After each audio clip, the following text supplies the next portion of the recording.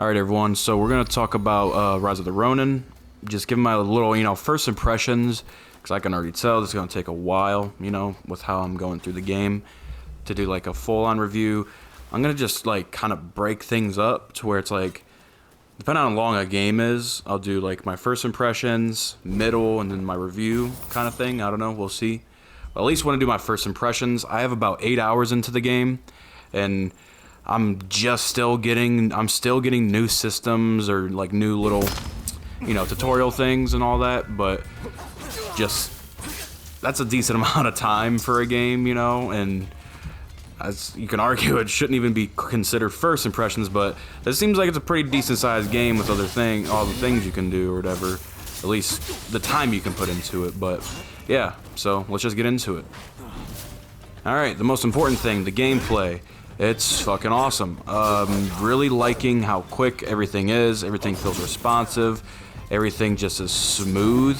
Not only is like the combat and everything just so quick, and it feels so deadly too.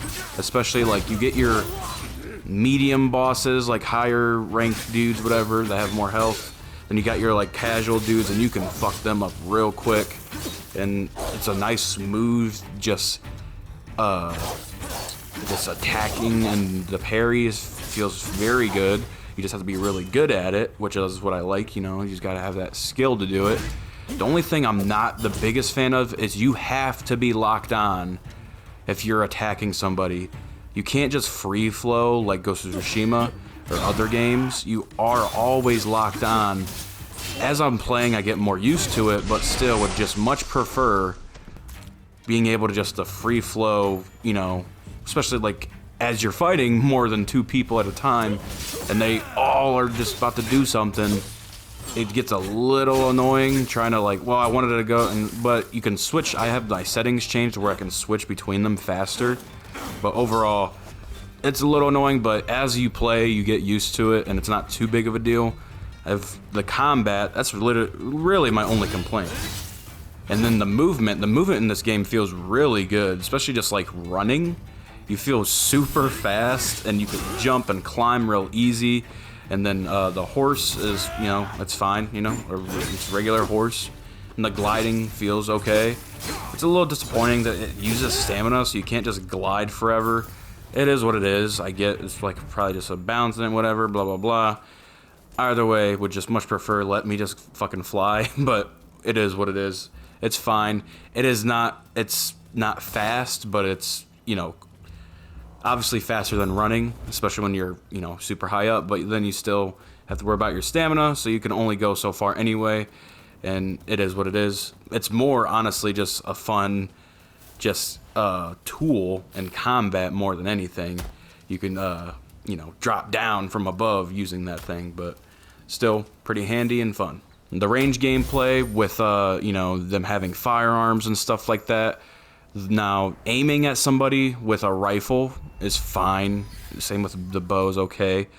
I just got a pistol, and that's been real fun of just, slicing somebody up, and you just pull out that dang, oh my god, it's so fucking hilarious, and it's so fun. But overall, it's still just not like that, it's more of like a hut, and then do something, get ready for melee. With rifles and bows, at least. The pistol, it's like definitely more of a fluid. In the combat, you start shooting, and then you can, quickly go back, and, it's a lot more smooth that way. You don't really aim it like you do the rifle and bows.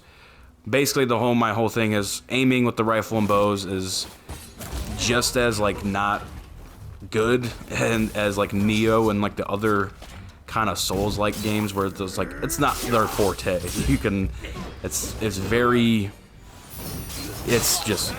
just not smooth as like the melee, which it isn't a deal breaker by any means, because most of them are just single shots, and you use it for that, that one good hit to the head and that kind of thing, other than the pistol.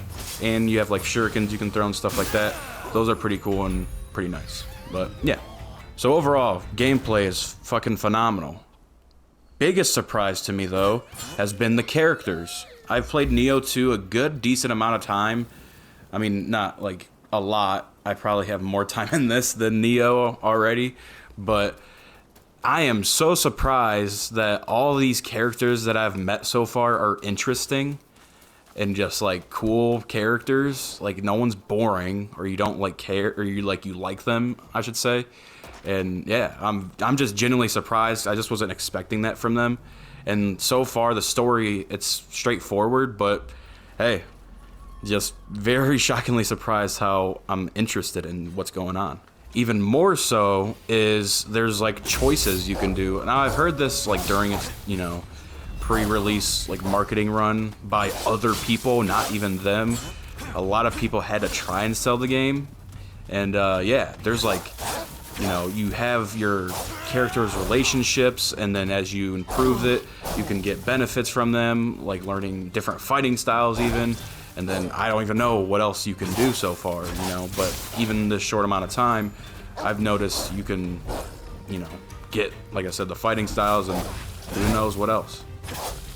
One thing I was concerned about was the armor, because every pre-release footage was the same guy wearing the same shit, but you can change, and very surprisingly change, as I'll show you.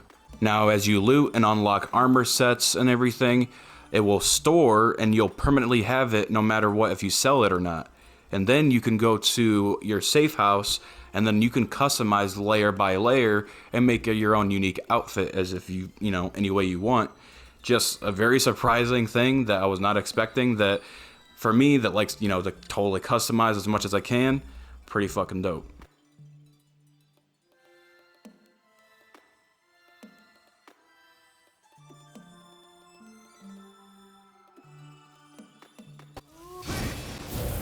Yeah, so just another great thing that I was, a little concerned about, but just even more surprised on how much depth there was to it. But yeah, everything else, the graphics, yeah, definitely not a looker, especially to today's standards with like games like Horizon and Ghost of Tsushima even, obviously is gonna be the biggest comparison of an open world samurai game. And yeah, definitely not a looker, but it's not horrible. As you look at it now, even because this was like a saved clip, I didn't manually record this, so it's like 1080 or something. I forget what it does on the PS5, but the other ones were like the actual intro fighting clips where I manually recorded in 4K. Either way, as you guys know, YouTube compressed everything, blah blah blah. Yeah, it's not a looker, but it's not like unplayably bad. It is what it is.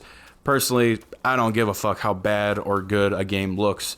If I'm having fun fighting and playing it, then that's all I really care about. Now, other things I like, just off the cuff, I'm really liking Dismemberment. Really hoping Ghost of Tsushima 2 will have something to this degree.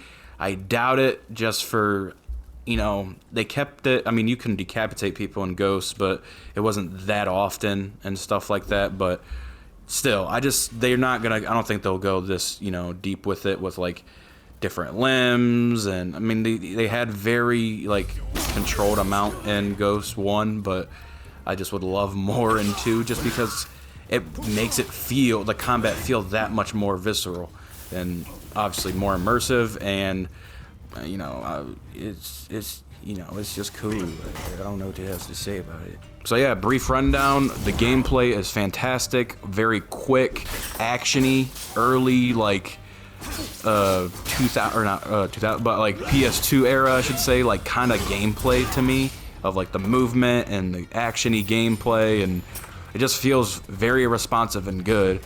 The characters are very surprisingly interesting. There hasn't been a character I don't like so far. The story, bare bones so far, but it's like a clear vision and a nice little narrative to continue on that I want to continue playing. And yeah, there's other things too, of like, you got the small little tidbit from the story of the shoguns, and then you have the anti-shoguns, and a nice little thing where there's missions that will cater to those sides, and you have to pick what you want to do. And just very surprising, like a matter of choice in the game like this. And yeah, loving it all over here. Yeah, and like I said, the only real negative I have is you have to lock on, and you can't just free flow, you know, attack one guy, then someone else is coming. I mean, you can always just go that way, but your camera is going to move there eventually unless you manually use the right stick and change, which, like I said, you can change it in the settings, and you can make it faster and more responsive, but still would much prefer a Ghost of Tsushima type system where you're freely, you know, you can just attack and have the choice to lock on if you want to. But yeah, that about wraps up everything. Overall, yeah, if you're at all interested in the, you know, Ghost of Tsushima type shit, and even the Souls-like, because you can make it a little more difficult. I'm on middle difficulty, but the checkpoints are forgiving, and yeah, you can have it a decent challenge. I have it, like I said, medium, and it's been like the perfect balance of challenge with, you know, letting me have a chance to learn like the combat patterns and all that. But yeah, highly recommend if you're at all interested in that kind of style of game. And yeah, later. Thank you for saving.